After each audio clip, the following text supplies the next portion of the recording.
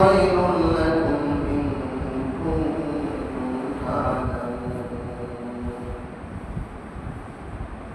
لو كان عرضا قريبا وسفرا قاصدا لاتبعوك ولكن بعدت عليهم الشقة وسيحلفون بالله لو استطعنا لخرجنا معكم يهلكون أنفسهم والله يعلم إنهم لكاذبون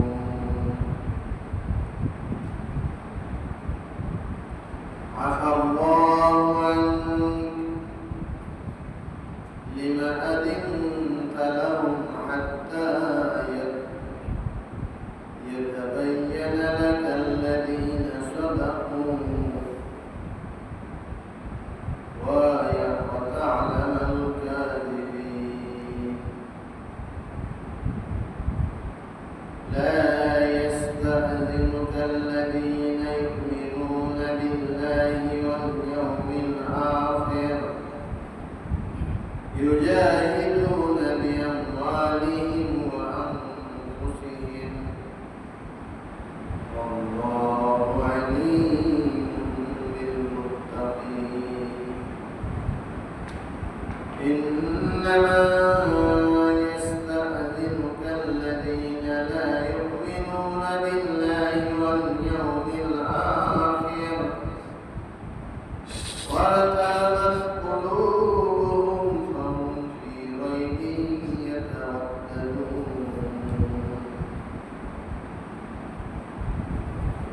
ولو أرادوا خروجا لأعدوا له عدة ولكن كره الله بعاثهم فثبتهم وقيل اقعدوا مع القاعدين لو خرجوا فيكم ما زادوكم إلا خبالا ولا أودعوا خلالكم يبغونكم الفتنة وفيكم سماعون لهم والله عليم بالظالمين صدق الله المولانا العظيم وصدق على رسوله النبي الكريم ونحن على ذلك لمن الشاهدين والشاكرين والحمد لله رب العالمين يرشد اللهم صل على محمد وعلى آل محمد كما صليت على إبراهيم وعلى آل إبراهيم إنك حميد مجيد اللهم بارك على محمد وعلى آل محمد كما باركت على إبراهيم وعلى آل إبراهيم إنك حميد مجيد بلغ العلا بكماله كشف الدجى بجماله حسنت جميع خصاله صلوا عليه وآله الحمد لله আল্লাহ তাআলার দরবারে লাখ লাখ কোটি কোটি শুকরিয়া যে আল্লাহ তাআলা আপনাকে আমাকে কোরআনের প্রেমিক হিসেবে জুমার দিন কোরআন বোঝার জন্য আগে আসবার তৌফিক দান করেছেন। শুকর আদায় করি আলহামদুলিল্লাহ। আলহামদুলিল্লাহ। আপনারা জানেন যে এখানে খুতবার আগে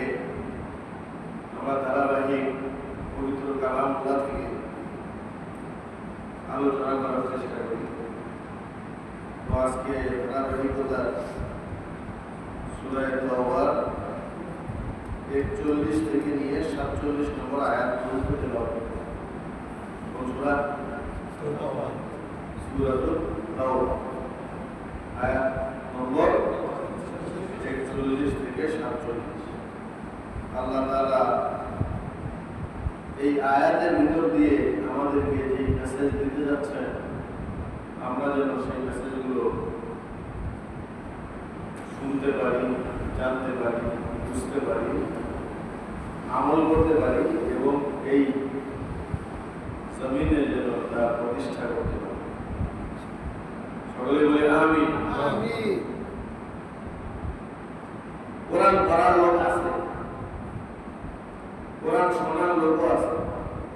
আপনি কেরাত প্রতিযোগিতা দেন, কেরাতের একটা মাহফিল দেন, আব্দুল বাসির বা ওই মানের আন্তর্জাতিক মানের বড় গাড়িকে নিয়ে আসবেন, দেখবেন যে বাগেরহাটের সব মুসলমান জমা হয়ে গেছে কেরাত শোনার।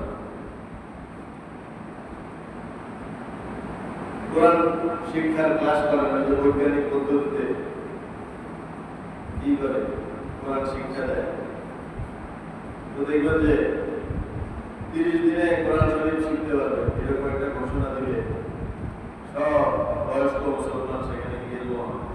আমি যদি একটা মাস একটু কষ্ট করি, এর ছেলে যদি কোরআন শরীফটা দেখে দেখে করতে পারি, ভালোই হবে, লোক তৈরি হবে। আর সবচেয়ে বেশি লোক জমা হয় যদি শোনে যে অমুক হুজুর কোরআনের মাধ্যমে ফু দেয়, যা দেয় তাতে কাজ হয়ে যায়। অন্ধ ভালো হয়ে গেছে, পাগল ঠিক হয়ে গেছে, এরকম যদি ক্যান্ডিডেট দেওয়া যায় তাহলে মোটামুটি লাইন ধরে যায়। ঠিক না? এই কয়েক বছর আগে আমরা দেখছি যে একজন জজ সাহেব ফু দিয়ে দিয়ে পরে লোকে মোটামুটি আর ধরাইতে পারলো না, বলে মাইক দিয়ে সিরিয়াল করা যায়। এটা নেওয়ার জন্য সাহেব, কিন্তু কোরআনে যে 82 জায়গায় বললো আকিমিস সালাহ ওয়া আতুজ যাকাত, নামাজ কায়েম করো, যাকাত আদায় করো।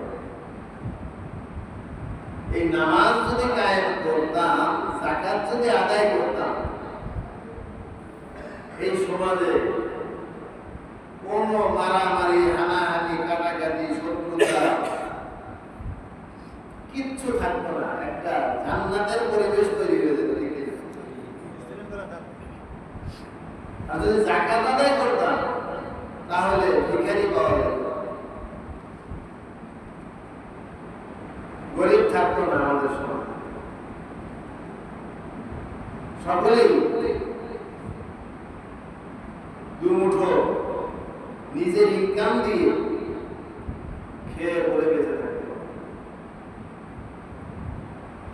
আচ্ছা বলেন, আল্লাহ তাআলা যে কোরআনের মধ্যে 500 আয়াত নাযিল করলেন, যে আয়াতগুলোর মধ্যে আমাদেরকে বিভিন্ন আইন কানুন জানিয়েছেন। চুরি করলে হাত কাটতে হবে, জেনা করলে 100 দৌড়া মারতে হবে, বিবাহের পরে যদি জেনা করে তাহলে রজম মারতে হবে, নামাজ পড়তে হবে, রোজা রাখতে হবে, যাকাত দিতে হবে, হজ করতে হবে। এরকম ইসলামিক আইনের উপরে 500 আয়াত আছে। এই আইনগুলো যদি আমরা মানি তো আল্লাহর কি উপকার হবে? উপকার কার? আমাদের উপকার। আমাদের ব্যক্তি জীবন শান্তিময় হবে, পারিবারিক জীবন শান্তিময় হবে। একজন অবিবাহিত ছেলেকে যদি 100 দৌড়া মেরে পুরা বাগেরহাটে, পুরা বাংলাদেশে এটা কি করা হয়, প্রচার করা হয়, এরপরে আর কোনো অবৈধ প্রেমের হাট বাজার পাওয়া যাবে না।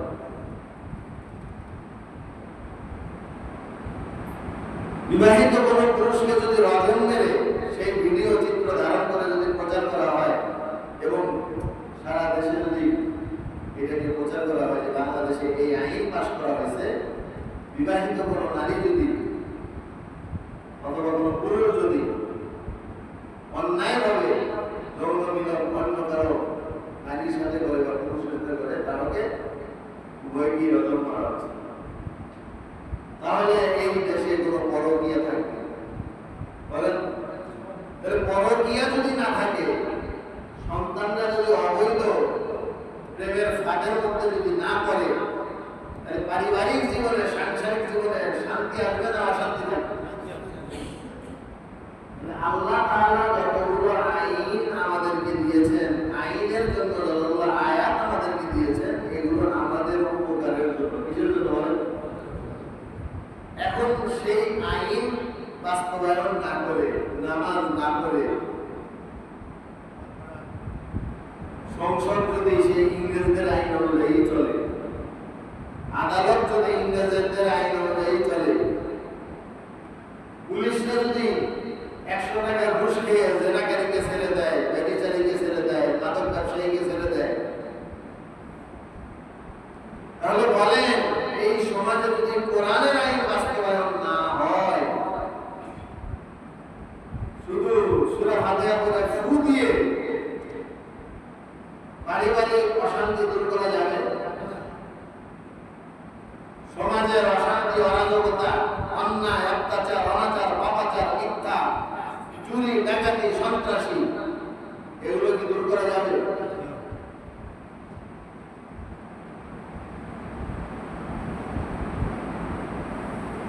এজন্য কোরআন নাযিল হয়েছে। অনুনাজ্জিলু, আল্লাহ বলতেছেন আমি নাযিল করেছি মিনাল কোরআন, কোরআন থেকে,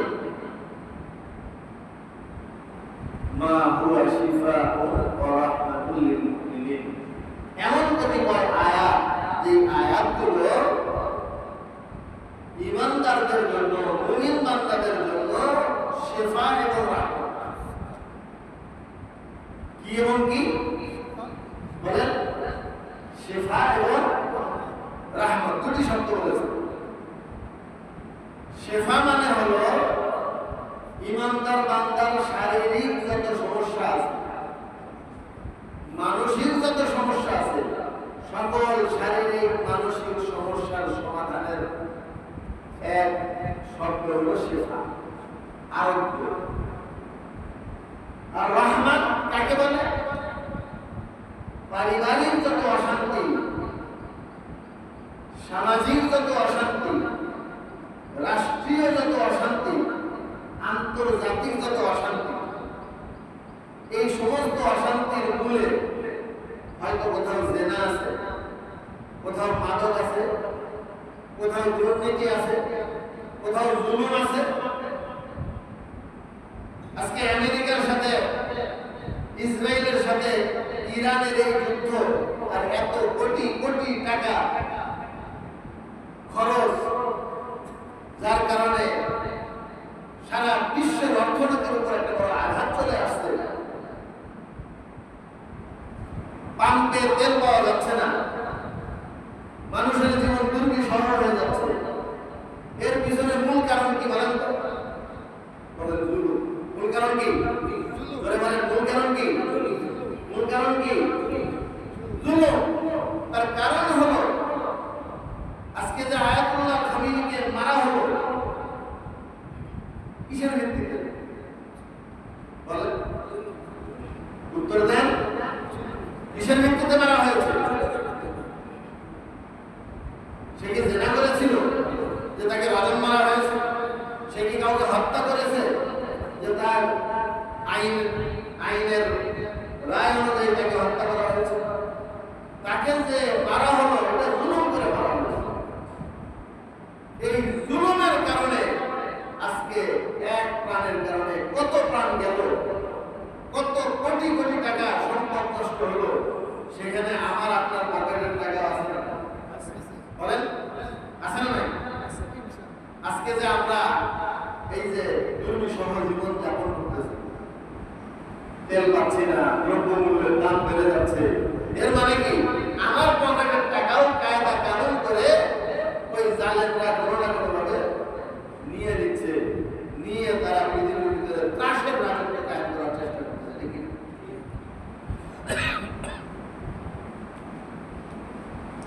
এই পারিবারিক অশান্তি, সামাজিক অশান্তি, রাষ্ট্রীয় অশান্তি, আন্তর্জাতিক অশান্তি দূর করার একমাত্র ব্যবস্থাপত্র প্রেসক্রিপশন হলো আল কোরআন। যদি পারিবারিক জীবনে কোরআনের ফর্মুলা অ্যাপ্লাই করা হয়, পারিবারিক অশান্তি দূর হবে। সামাজিক জীবনে যদি কোরআনের ফর্মুলা অ্যাপ্লাই করা হয়, সামাজিক অশান্তি দূর হবে। রাষ্ট্রের মধ্যে যদি কোরআনের ফর্মুলা অ্যাপ্লাই করা হয়, রাষ্ট্রের অশান্তি দূর হবে। আন্তর্জাতিক অঙ্গনে যদি কোরআনের ফর্মুলা অ্যাপ্লাই করা হয়, তাহলে আন্তর্জাতিক অঙ্গনে সারা বিশ্ব থেকে অশান্তি কি হয়ে যাবে? দূর হয়ে যাবে। এই কারণেই আল্লাহ তাআলা বলতেছেন, অনুনাজ্জিলু মিনাল কুরআনি মা হুয়া শিফাউ ওয়া রাহমাতুল লিল মুমিনিন। আমি নাযিল করেছি কোরআনের মধ্যে এমন কতিপয় আয়াত, যে আয়াতগুলো ঈমানদার বান্দাদের জন্য শারীরিক, মানসিক সকল সমস্যার সমাধান, পারিবারিক, সামাজিক, রাষ্ট্রীয়, আন্তর্জাতিক অঙ্গনের সকল সমস্যার সমাধান।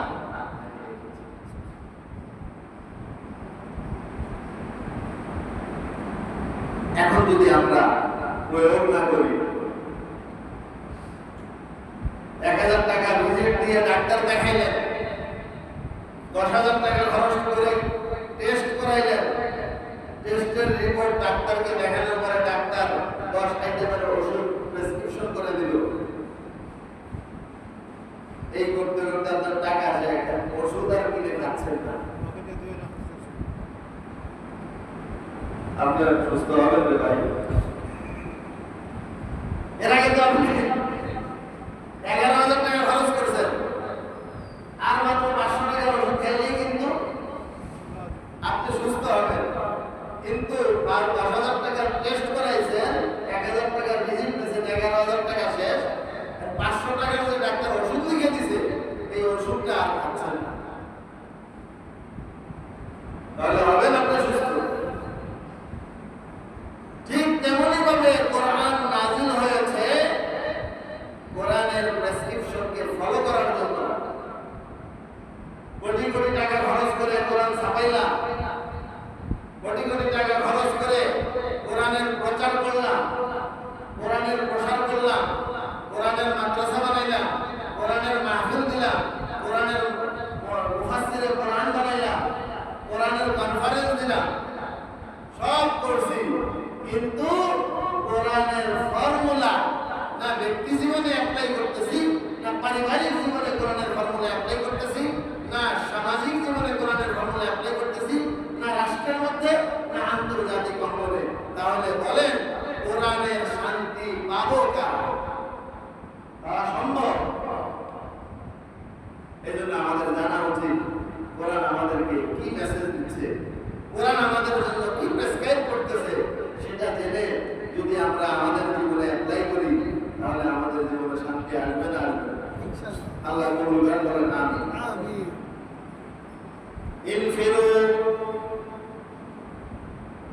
41 নম্বর আয়াতে আল্লাহ রাব্বুল আলামিন বলতেছেন, ইনফিরু খিফাফান ওয়া সিকালান ওয়া জাহিদু বিআমওয়ালিকুম ওয়া আনফুসিকুম ফি সাবিলিল্লাহ। ইনফিরু মানে বের হও। ইনফিরু মানে কি? বের হও, ঘরে বসে থেকো না।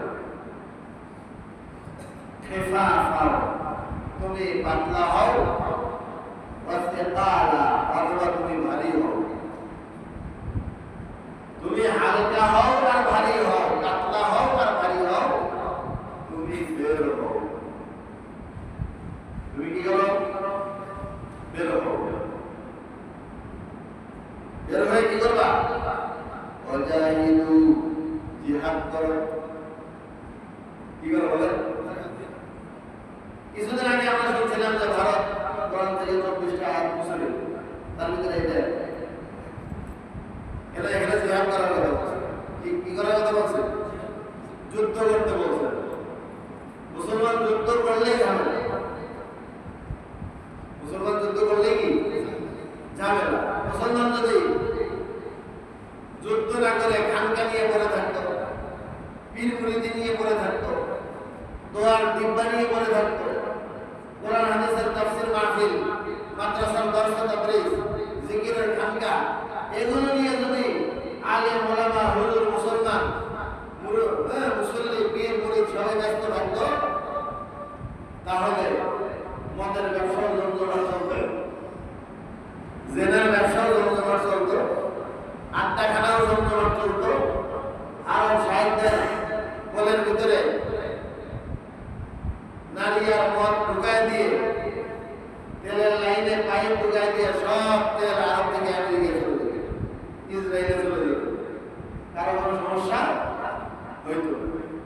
কিন্তু যখনই ওয়াজাহিদু বিআমওয়ালিকুম ওয়া আনফুসিকুম এই আয়াতের উপর মুসলমান আমল করতে চাইবে, তখনই তো তার সামনে পরিষ্কার হতে হবে যে আল্লাহ তাআলা যে যুদ্ধ করতে বলেছেন তার সাথে যুদ্ধ করতে হবে।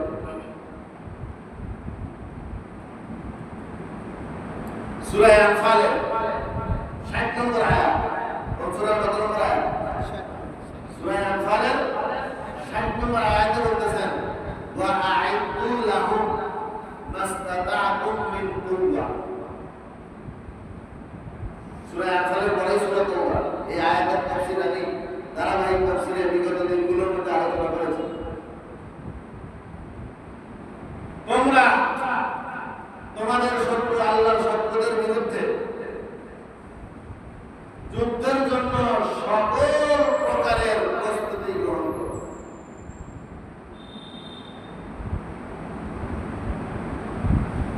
তুরহিবুনা বিহি আদুওয়াল্লাহি ওয়া আদুওয়াকুম ওয়া আখারিনা মিন দুনি লা তা'লামুনাহুম আল্লাহু ইয়া'লামুন। আল্লাহর দুশমন, আদুওয়াল্লাহ মানে কি? আল্লাহর দুশমন। আদু শব্দের অর্থ হলো দুশমন, শত্রু।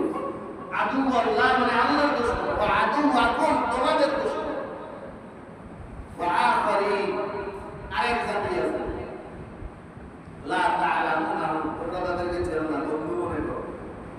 তোমরা তাদেরকে চেনো না, কি মনে করো? বন্ধু মনে করো। আল্লাহু ইয়া'লামু, আল্লাহ তাদেরকে চেনেন, কেননা আল্লাহ দেখেন রাতের অন্ধকারে মোবাইলে, ইন্টারনেটে, গোপন সেক্টরে তারা ওই ইসরায়েলের সাথে সম্পর্ক রাখে, ওই আমেরিকার সাথে কি রাখে? সম্পর্ক রাখে। কিন্তু তারা বড় বড় মুহাদ্দিস, শায়েখ, মাশায়েখ, তাফসীরে কোরআন, ইউটিউবে তাদের কি আছে? ইসলামিক চ্যানেল আছে, ইসলামিক বয়ান খুঁজলেই পাওয়া যায়। কিন্তু তারা গোপনে গোপনে কার সাথে সম্পর্ক? ইসরায়েলের সাথে, আমেরিকার সাথে সম্পর্ক। পৃথিবীর কেউ দেখে না, দেখে কে? পৃথিবীর কেউ জানে না, জানে কে? এই জন্য বলছেন লা তা'লামুনাহুম তোমরা তাদেরকে চেনো না, আল্লাহু ইয়া'লামুহুম আল্লাহকে চেনে। এদের বিরুদ্ধেও তোমাদের কি অর্জন করতে হবে? শক্তি অর্জন করতে হবে। তাহলে জিহাদ যখনই আপনি করতে যাবেন, জিহাদ কার সাথে করবেন সেটা আপনার জানতে হবে, কি দিয়ে করবেন সেটা আপনার জানতে হবে, কিভাবে করবেন সেটা আপনার জানতে হবে, কোন পদ্ধতিতে করবেন সেটা আপনার জানতে হবে। আর এই সকল ইনফরমেশন আলহামদুলিল্লাহ কোরআনে বিদ্যমান। আলহামদুলিল্লাহ। এমনকি কিভাবে মারতে হবে তাও বলছে। ফাদরিবু ফাওকাল আনাক, ওই গর্দানের উপর মারতে হবে। কোথায় মারতে হবে? সাহাবায়ে কিরাম যেহেতু তলোয়ার নিয়ে যুদ্ধ করেছেন, এই জন্য আল্লাহ তাআলা বলে দিয়েছেন ফাদরিবু ফাওকাল আনাক, তোমরা যখন তলোয়ার দিয়ে যুদ্ধ করবা গর্দানের উপরে মারো। তুমি যদি হাড়ের উপরে মারো, হাত থেকে একটু মাংস কাটবে আর হাড়ের সাথে বাড়ি খেয়ে তোমার তলোয়ার পোতা হবে, ওর কিছুই হবে। পায়ের হাড়ে মারলে একই অবস্থা হবে। এই জন্য এই সমস্ত জায়গায় মারা যাবে না, মারতে হবে কোথায়? গর্দানে মারতে হবে। আর কোথায়? প্রত্যেক জোড়ায় জোড়ায় মারবা। কোথায় কোথায়? এই কবজির মধ্যে মারবা, এই কবজির মধ্যে, এই কোলের মধ্যে, এই হাঁটুর মধ্যে। কেন? যখন দুই হাড়ের সংযোগ স্থল থাকে ওইখানে থাকে তরুণাস্থি, অর্থাৎ নরম হাড়। কি থাকে? নরম হাড় থাকে।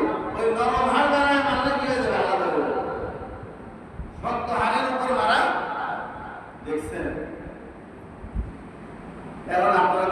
হুজুর এই আয়াতের তাফসীর করে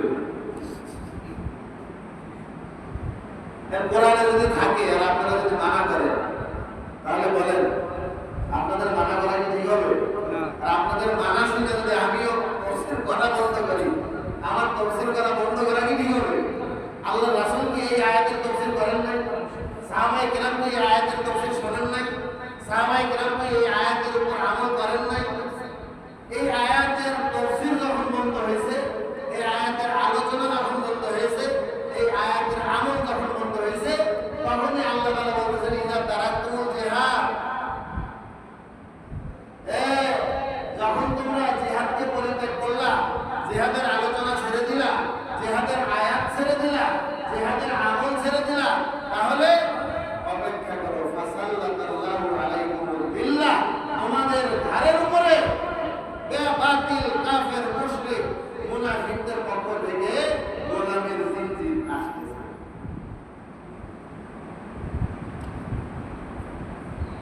আজকে সারা দুনিয়াতে মুসলমান গোলামি করে না, করে না, অথচ ঈমান আর কুফর, ইসলাম আর কুফরের মধ্যে পার্থক্য কি ছিল ভালো মতো একটু বোঝার চেষ্টা করেন।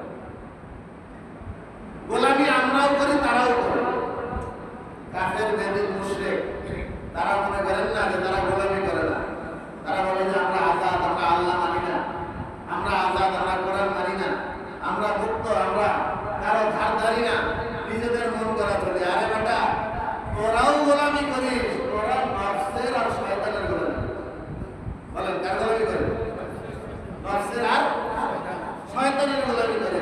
তোরা যদি গোলামি নাই করতি, ইসলাম সত্য জানার পরে তোরা ইসলামের মধ্যে আসতে পারিস না কেন? আচ্ছা আপনারাই বলেন, রাসূলকে কি আবু জাহেল চেনে নাই? বলেন আবু তালেব চেনে নাই? বলেন না ভাই, আবু তালেব, আবু জাহেল এরা তো রাসূলকে চিনছে।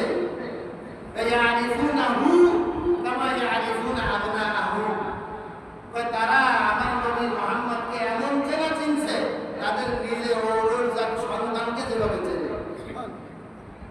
তারা চিনছে, কিন্তু রাসূলকে কেন মানতে পারে না বলেন তো? শয়তানের গোলামি থেকে নিজেদেরকে মুক্ত করতে পারে, নফসের গোলামি থেকে নিজেদেরকে কি করতে পারে নাই? মুক্ত করতে পারে নাই। এই জন্য তারা গোলামি করে নফসের আর শয়তানের, আর আমরা গোলামি করি কার? আমরা গোলামি করি কার? ইমানদার গোলামি করে কার?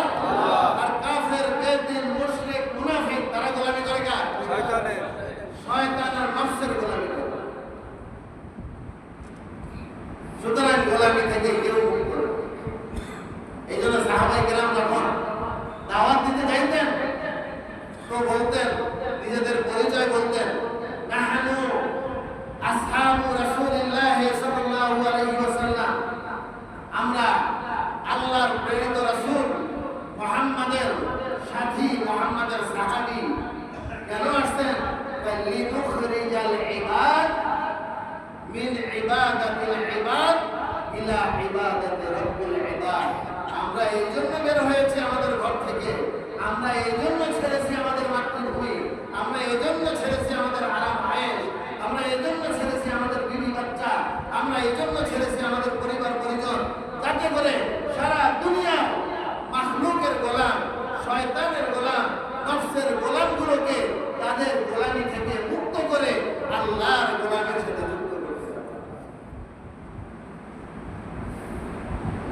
তাহলে আমরা যারা ঈমানদার, আমরা যারা বলেছি লা ইলাহা ইল্লাল্লাহ মুহাম্মাদুর রাসূলুল্লাহ, আমরা গোলামি করি কার বলেন তো?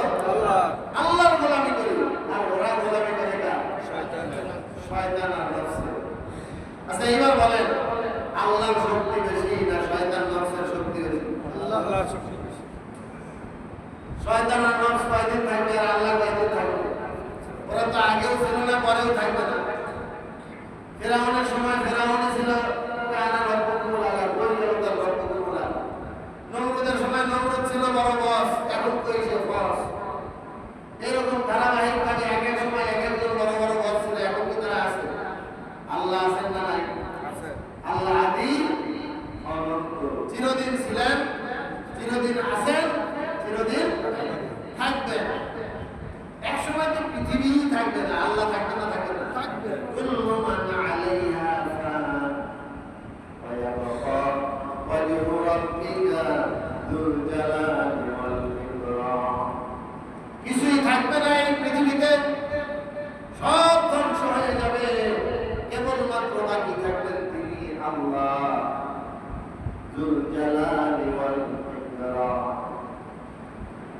যেটা ধ্বংস হয়ে যাবে তার গোলামি করবেন না, যেটা চিরদিন থাকবে তার গোলামি।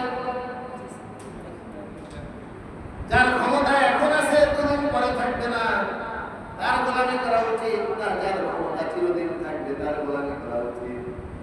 সুতরাং ওই বেদিন, ওই কাফের, ওই মুশরিক, ও মুনাফিক, ভালো মতো শুনে রাখ, তোরা যার গোলামি করিস তোরা ধ্বংস হয়ে যাবি, তোদের মুনিব, তোদের মাহবুব ধ্বংস হয়ে যাবে।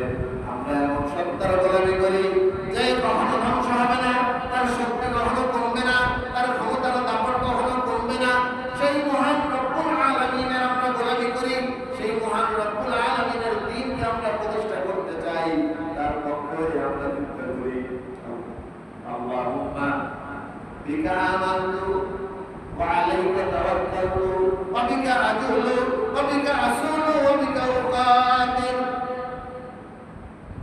ইয়া আল্লাহ, আমরা আপনার উপর বিশ্বাস করেছি, আপনার উপরে ভরসা করেছি, আপনার জন্যই আমরা যুদ্ধ করি, আপনার জন্যই আমরা লড়াই করি, এবং আপনার জন্যই আমরা আপনার দুশমনদের থেকে বিজয় ছিনিয়ে আনবো ইনশাআল্লাহ। তো আল্লাহ তাআলা বলতেছেন যে তুমি এই যুদ্ধের জন্য ঘর থেকে বের হও। এই যুদ্ধের জন্য কি করো? ঘর থেকে তোমরা বের হও। এই আয়াতটা নাযিল হয়েছিল তাবুকের যুদ্ধের সময়। তাবুকের যুদ্ধটা মুসলমানদের জিন্দেগিতে অনেক কঠিন একটা যুদ্ধ ছিল, অনেক দূরের সফর ছিল, প্রচন্ড গরমের মৌসুম ছিল, আর ফসল পেকে গেছিল। ধান পাকার যদি মৌসুম হয়, কয়েকদিন পরে ধান কাটতে হবে, আর ওই সময় যদি বলা হয় যে চলেন ঢাকা না চিটাগাং যায়, আমাদের কি করা লাগবে? যুদ্ধ করা লাগবে। তো কয়েকজন বুঝে পাওয়া যাবে? সবাই বলবে যে ভাই আর কয়েকদিন পরে ধান কাটবো, যদি বৃষ্টি নামে শেষ হয়ে যাবে, আমি জানতে পারবো। তো সাহাবায়ে কেরামের জন্য তাবুকের যুদ্ধ এটা এরকম একটা পরীক্ষার বিষয় ছিল। অনেকেই বিভিন্ন ওজোর আপত্তি পেশ করে, বিভিন্ন সমস্যার কথা বলে যুদ্ধ থেকে পিছিয়েছিলেন। তাদের সম্পর্কে এই আয়াতগুলোর মধ্যে যে বিবরণটা আসছে, আপনারা একটু মনোযোগ দিয়ে শোনার চেষ্টা করবেন, এবং সেখান থেকে আমাদের প্রেক্ষাপটে কি নেওয়ার, কি করার, কি বোঝার আছে সেটা বোঝার চেষ্টা করবেন। আল্লাহ রাব্বুল আলামিন বলেন, ওয়াজাহিদু বিআমওয়ালিকুম, আল্লাহর রাস্তায় বের হও আর নিজের সম্পদ এবং জীবন দিয়ে লড়াই করো। যালিকুম খায়রুল লাকুম, এটি হবে তোমাদের জন্য কল্যাণকর। এটি হবে তোমাদের জন্য কি? আমাদের হিসাব হলো এই সব লড়াই ঝগড়া করে, যুদ্ধ জিহাদ করে, আন্দোলন সংগ্রাম করে কোনো লাভ নেই। এখন তো সবাই এরকম একটা বক্তব্য দিচ্ছে, কেউ যদি এই সমস্ত কথাবার্তা বলেন না, এ করে লাভ নেই। ঘুরে ঘুরে ওই বাতিলি জিতবে, আপনাদের এ করে লাভ নেই। আচ্ছা, আপনাদেরকেই বলি, যত নবী এসেছিল শুধুমাত্র সুলাইমান আলাইহিস সালাম বাদ দিয়ে কোন নবীর কাছে অঢেল সম্পদ ছিল? আর যত নবীর শত্রু ছিল, কোন শত্রু গরিব ছিল? নবী ইব্রাহিমের শত্রু ছিল ফেরাউন, নাকি নমরুদ? সে ধনী ছিল না গরিব ছিল? নবী মুসার শত্রু ছিল কে? বলেন, ফেরাউন। ধনী ছিল না গরিব ছিল? নবী মুহাম্মদের শত্রু ছিল কে? আবু জেহেল, আবু লাহাব, উতবা, শায়বা, তারপরে আবু সুফিয়ান, প্রত্যেকেই ধনী ছিল, গরিব ছিল আমার নবী। জন্মের আগে বাপ মারা গেছে, জন্মের পরে মা মারা গেছে, দাদার দাদাও মারা গেল, চাচার কাছে আসলো, চাচা দিল খাদিজার কাছে ব্যবসা শেখার জন্য। এর মানে কি আল্লাহর নবী অনেক বড় লোক ছিল? কিন্তু আল্লাহ তাআলা ওই ধনীদেরকে বিজয় দিয়েছেন না নবীদেরকে বিজয় দিয়েছেন? ওই ক্ষমতাওয়ালাদেরকে বিজয় দিয়েছেন কিয়ামত পর্যন্ত এটা মাইন্ড সেটআপ নিয়ে নেন, যারা আহলে হক হবে, যারা আল্লাহর দলের লোক হবে, তারা সবসময় গরিব থাকবে, তারা সবসময় অবহেলিত থাকবে, তারা সময় নিপীড়িত নিষ্পেষিত থাকবে, কিন্তু শেষ ফল আল্লাহ তাআলা তাদেরকেই বিজয় দিবে। সামনে যেটা আসবে মালহামা, বিশ্বযুদ্ধ, তারপরে ইমাম মাহাদি আসবে। এই ইমাম মাহাদির সময়ও ইমাম মাহাদির লোক হবে কম, হবে তিনি গরিব, সে আমাদের মতনই কোরআন হাদিসের কোরআন সুন্নাহর কথা বলে মানুষকে ডাকবে, আর পক্ষান্তরে দাজ্জাল আসবে বিশাল শক্তি, স্বর্ণের পাহাড় তার পিছনে পিছনে চলতে থাকবে, একদিকে থাকবে জান্নাত আর একদিকে থাকবে জাহান্নাম। দাজ্জালে যে বলবে যে আপনি আমার খোদা, আমি জান্নাত দিয়ে দিলাম, আল্লাহ রাসূল বলেন দাজ্জালের জান্নাতটাই প্রকৃতপক্ষে কি জাহান্নাম। আর যারা বলবে যে না তুই তো কাফের, তোর কমালে লেখা হয়েছে কাফের, তোরে আমি আল্লাহ মানি কেমনে, তুই কাফের, মানে তোরে কাইটা টুকরা করে জাহান্নামে ফেললাম, আল্লাহ রাসূল বলেন দাজ্জাল যাকে জাহান্নামে ফেলবে সেই আসলে কোথায় যাবে? কিন্তু এইটা কি সহজে মানুষ বুঝতে পারে? এই জামানায় যখন আমরা বুঝতেছি না কোনটা হক কোনটা বাতিল, করে হরিবল চলে যাইতেছি ঘরের দিকে, তো ওই সময় দাজ্জালের ফেতনার সময় কেমনে বুঝবো রে ভাই? বোঝার কোনো কায়দা আছে? ওই ইমাম মাহাদিকে চেনার মতো পুষ্টিময় কিছু মানুষ থাকবে, মাত্র 313 জনকে তিনি বায়াত করাবেন এবং তাদেরকে নিয়ে এই যুদ্ধ শুরু করবেন। মক্কা থেকে যুদ্ধ শুরু হবে, মক্কায় এক ধরনের কাফের তৈরি হবে। যাই হোক, সময় শেষ হয়ে থেকে যাচ্ছে না, ইনশাআল্লাহ সামনে আলোচনা করব। এভাবেই যুগে যুগে হকের পক্ষে, ইসলামের পক্ষে লোক হবে কম, লোক হবে দুর্বল, কিন্তু আল্লাহ কাদের সাথে থাকবে? এই দুর্বলদের সাথে। যতটুকুই সম্পদ থাকুক, যতটুকুই জান থাকুক, এটা নিয়ে আল্লাহ রাস্তায় বের হতে হবে। যালিকুম খায়রুল লাকুম ইন কুনতুম তা'লামুন, এটা হবে তোমাদের জন্য কল্যাণকর যদি তোমরা বুঝতে। লাউ কানা আরাদান করিবান ওয়া সাফারান কাসিদান লাত্তাবাউকা, এই দুর্বল ইমানদার এবং মুনাফিকরা এসে বলবে ইয়া রাসূলুল্লাহ, ওগো আল্লাহর নবী, আপনার সাথে তো আমরা যুদ্ধ করতাম, যদি যুদ্ধের ময়দানটা খুব কাছে হইতো আমরা যাইতাম, দূরে তো যেতে পারতেছি না। যদি যুদ্ধের ময়দানটা সহজ হইতো তাহলে আমরা যেতে পারতাম, দূরে থাকার কারণে আমরা কি করতেছি না, যেতে পারতেছি না। ওয়ালাকিন বাউদাত আলাইহিমুশ শুক্কা, বাস্তবতা হলো তাদের কষ্ট করাটা সমস্যা। তারা ইসলামের জন্য, দ্বীনের জন্য, জান্নাত পাওয়ার জন্য, আল্লাহর সন্তুষ্টির জন্য কষ্ট করতে রাজি। ওয়াসায়াহলিফুনা বিল্লাহ, বরং তারা কসম করে বলতেছে, দুর্বল ইমানদার এবং মুনাফিকরা কি করতেছে? কসম করে বলতেছে লামিস্তাতা'না লাখরাজনা মা'আকুম, যদি আমাদের সুযোগ থাকতো, সাধ্য থাকতো, টাকা থাকতো, পয়সা থাকতো, ঘোড়া থাকতো, তলোয়ার থাকতো, তাহলে অবশ্যই হুজুর আপনার সাথে যাইতাম। আপনি একলাই গিয়ে ঢাকায় আন্দোলন করেন, আমরা কিন্তু হুজুর আপনার সাথে নাই। মজার মজার কথা বলবেন, শুনবো, নারায়ে তাকবীর আল্লাহু আকবার দেব, কিন্তু যখন বাতিলের সাথে আপনি যুদ্ধে ঝাঁপিয়ে পড়বেন তখন আপনি একাই যাবেন, আমরা পারবো না। যদি সহজ হইতে পারতাম, আমার তো টাকা নাই, আমার তো পয়সা নাই, আমার তো পরিবারে বাজার দেওয়ার কেউ নাই, ঠিক কি ঠিক বলেন?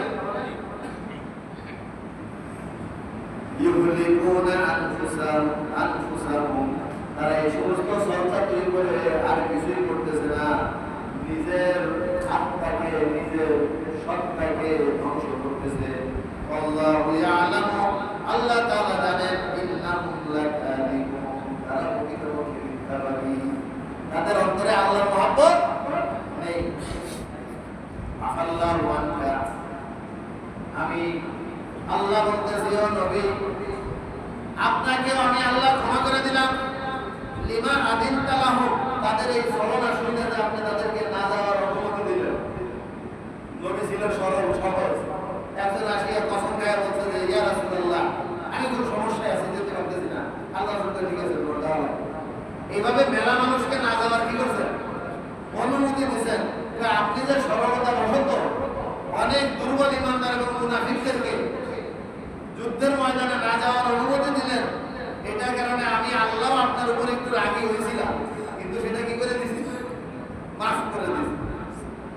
লিমা আযিনতা লাহুম হাত্তা ইয়াতাবায়্যানা লাকাল্লাযীনা সাদাকু ওয়া তা'লামাল কাযিবিন। তবে আমি আপনাকে বলে দিচ্ছি কে কে সত্য বলেছে এবং কে কে মিথ্যা বলেছে। সত্যবাদীকে আর মিথ্যাবাদীকে, মুনাফিককে, এটা আল্লাহ তাআলা তার রাসূলকে কি করে দিয়েছে?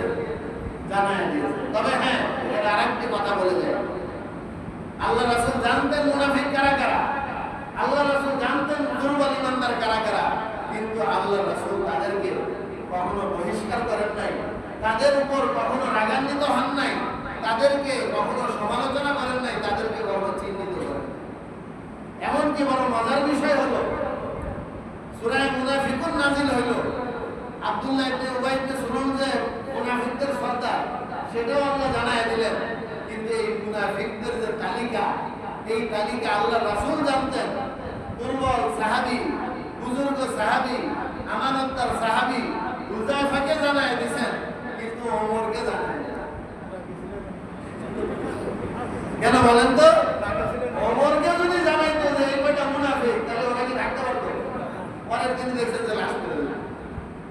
এর মানে হলো ইসলাম এমন একটি ধর্ম যে প্রত্যেকটা মানুষের দুনিয়ার ফিকিরের চেয়ে আখিরাতের ফিকির বেশি। অর্থাৎ একজন মুনাফিক মুমিনদের সাথে থাকতে থাকতে থাকতে থাকতে মৃত্যুর আগে যদি তার কালিমাকে দুরুস্ত করে জান্নাতে যেতে পারে, ইসলাম তার জন্য সেই সুযোগটা আছে। কিন্তু আজকে আমাদের সমাজের যে সমস্যা, সেটা হলো আমার মতের সাথে কারো মত যদি একটু না মেলে, কয় তুই মুনাফিক। ঠিক কিনা? ঠিক। শুধু মুনাফিকই কয় না, কাফের পর্যন্ত বলে দেয়। যার কারণে আজকে মুসলমানদের ভিতরে এত দ্বন্দ্ব, এত বিভেদ, এত বিভ্রান্তি, আর এই সুযোগেই কাফের বেদের মুশরিকরা মুসলমানদের উপর এত জুলুম করার সুযোগ আছে। লা ইয়াস্তাযিনুকা আল্লাযীনা ইউমিনুনা বিল্লাহি ওয়াল ইয়াউমিল আখির ইউজাহিদু বিআমওয়ালিহিম ওয়া আনফুসিহিম। যারা আল্লাহর রাস্তায় জিহাদ করবে, যারা ঈমানদার, তারা যেন আপনার কাছ থেকে জিহাদে না যাওয়ার অনুমতি না নেয়। আল্লাহু আলিমুল বিল মুত্তাকিন। নিশ্চয়ই আল্লাহ তাআলা মুত্তাকিনদের সম্পর্কে জানেন। ইন্নামা ইয়াস্তাযিনুকা আল্লাযীনা লা ইউমিনুনা বিল্লাহ। আল্লাহর রাস্তায় জান দেবে না, মাল দেবে না, কষ্ট করবে না, এই রকম অনুমতি শুধু তারাই নিতে পারে যাদের অন্তরের ভিতরে ঈমান নেই। লা ইউমিনুনা বিল্লাহ, যাদের অন্তরে ঈমান নেই, ওয়াল ইয়াউমিল আখির, আখিরাতের বিশ্বাস নেই। ওয়ারতাবাত কুলুবুহুম, তাদের অন্তরে রয়েছে জান্নাতের ব্যাপারে, জাহান্নামের ব্যাপারে, আল্লাহর ব্যাপারে, রাসূলের ব্যাপারে সন্দিহান। তাদের অন্তরে কি রয়েছে? সন্দিহান রয়েছে। ফাহুম ফী রাইবিহিম ইয়াতারাদ্দাদুন, তাদের অন্তরে এই সন্দেহের ভিতরে এসে ঘুরপাক খেতে থাকে। ওয়ালাউ আরাদুল খুরুজা, যদি তারা প্রকৃতপক্ষেই অন্তরে ঈমান রাখত এবং আল্লাহর রাস্তায় যাইতেই চাইতো, লা আদুল্লাহু উদ্দাতান, তাহলে তো তারা প্রস্তুতি গ্রহণ করতো, ঘোড়া তৈরি করতো, টাকা জোগাড় করতো। কিন্তু তারা আগ্রহ কিছুই করে নাই, শুধু আপনাকে উল্টাপাল্টা বলে, মিথ্যা কথা বলে আপনাকে শান্ত রেখেছেন। সুতরাং এগুলো মুনাফিকদের কাজ। ওয়ালাকিন কারিহাল্লাহু বিআসাহুম ফাসাব্বাতাহুম ওয়া কিলা কুলু মা'আল কাঈদিন। আর বাস্তবতা হলো আল্লাহ চায় না এই জাতীয় মুনাফিক আল্লাহ ওয়ালাদের সঙ্গে থেকে আল্লাহ ওয়ালাদের কাজকে নষ্ট করে দিই। আল্লাহ চায় না যে এই মুনাফিক দুর্বল ইমানদাররা পাক্কা ইমানদারদের সঙ্গে গিয়ে জিহাদের ময়দানে গিয়ে পরিবেশটাকে ঘোলাটে করে দেয়। এজন্য আল্লাহ তাআলা ওদের কি করেছেন? দূরে রেখে দিয়েছেন। লাউ খারাজু ফীকুম মা যাতুকুম ইল্লা খাবালা, যদি তারা আপনাদের সাথে বের হতো তাহলে আপনাদের পেরেশানি আরো বাড়তো, ঝগড়া আরো বাড়তো, বিপদ আরো বাড়তো। ওয়ালা আউযাউ খিলালাকুম ইয়াবগুনাকুমুল ফিতনা, তারা আপনাদের ভিতরে ঢুকে কতক্ষণ আপনাদের পক্ষে থাকতো, কতক্ষণ কাফেরদের পক্ষে থাকতো, আপনাদের ভিতরে কি হতো? ফিতনা তৈরি হতো। ওয়াফীকুম সাম্মাউনা লাহুম, আর আপনাদের ভিতরে এমন কিছু মানুষ রয়েছে ওই মুনাফিকদের কথাই কি তারা গুরুত্ব দেয়। আছে না?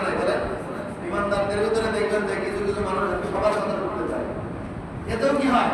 ঝামেলা তৈরি হয়। আল্লাহু আলিমুম বিল যালিমিন। আর যারা জালেম তাদের সম্পর্কে আল্লাহ তাআলা খুব ভালো জানেন। তো এই আয়াতগুলো থেকে আজকে আমরা কি শিখলাম? যে আমাদের ঈমানকে কি করতে হবে? মজবুত করতে হবে, আমলের দিকে ধাবিত হতে হবে, আল্লাহর পক্ষে থাকতে হবে, রাসূলের পক্ষে থাকতে হবে, কোরআনের পক্ষে থাকতে হবে। তাহলে আমরা যতই দুর্বল থাকি না কেন, যতই আমরা অর্থের দিক দিয়ে, শক্তির দিক দিয়ে পিছনে পড়ে থাকি না কেন, আল্লাহর গায়েবী শক্তি আমাদেরকে বিজয় পর্যন্ত নিয়ে যাবে। সুতরাং আল্লাহ তাআলা আমাদেরকে কবুল করুন, তৌফিক দান করুন, আমরা যেন আল্লাহর পক্ষে থাকি, আমলের পক্ষে থাকি। ওয়া আখিরু দাওয়ানা